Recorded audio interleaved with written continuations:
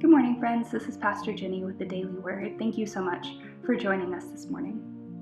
For churches that follow the lectionary on Sundays, this coming Sunday is Ascension Sunday. It's the Sunday before Pentecost, and one of the texts that gets read in worship is from Acts chapter 1, starting in verse 6. So I wanted to read a few of those verses for us this morning.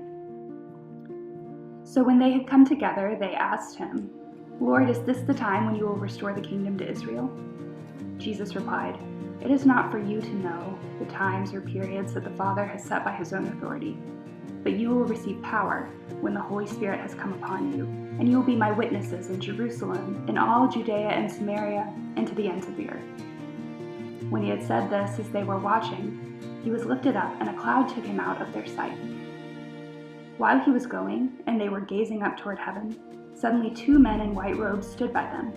They said, "Men of Galilee, why do you stand looking up toward heaven? This Jesus, who has been taken up from you into heaven, will come in the same way you saw him go into heaven."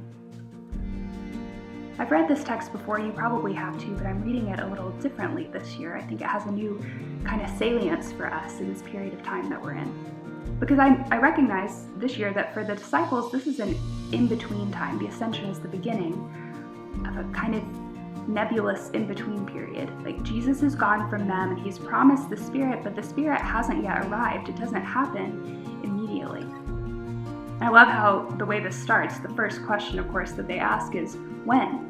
Now? Is this the time? Like, you promised us this future. Is this when it's going to happen? And Jesus says, it's really not up to you, and it's not that important for you to know right now. And he promises them that the Spirit will come. He tells them, wait here until it does, and then he leaves them. And they stand there looking up after him, like looking at where he has been, essentially.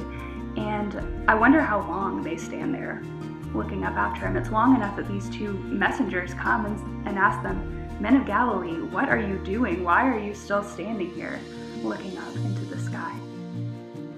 So Jesus effectively says to them, the timing of the future is not up to you, and that's not the thing you should be worried about. And the 2 messengers effectively say, you're not going to do any good in the meantime standing here, staring back into the past. There is work for you to do right now, even as you wait. And if you read on in the text, you see that they did have work to do. They had to find a new disciple to replace Judas. I'm sure there were many actions and many conversations that had to take place before the day of Pentecost to make that day what it was, a day of new life for the church, a day of the birthing of the Church of Jesus Christ as we recognize it. So we too are in that in-between time this year for Ascension Sunday right now. We know that we can't rush forward into the future as much as we are all really itching to right now, and at the same time, it's no longer doing us any good to stare back into the past and just wish for the way that things were. So my challenge for us today, this week, is to discern instead, what is that work that must be done in the in-between time so that the future can be what it's going to be. That work might be communal, or it might be internal. It might need to be something that happens inside of you.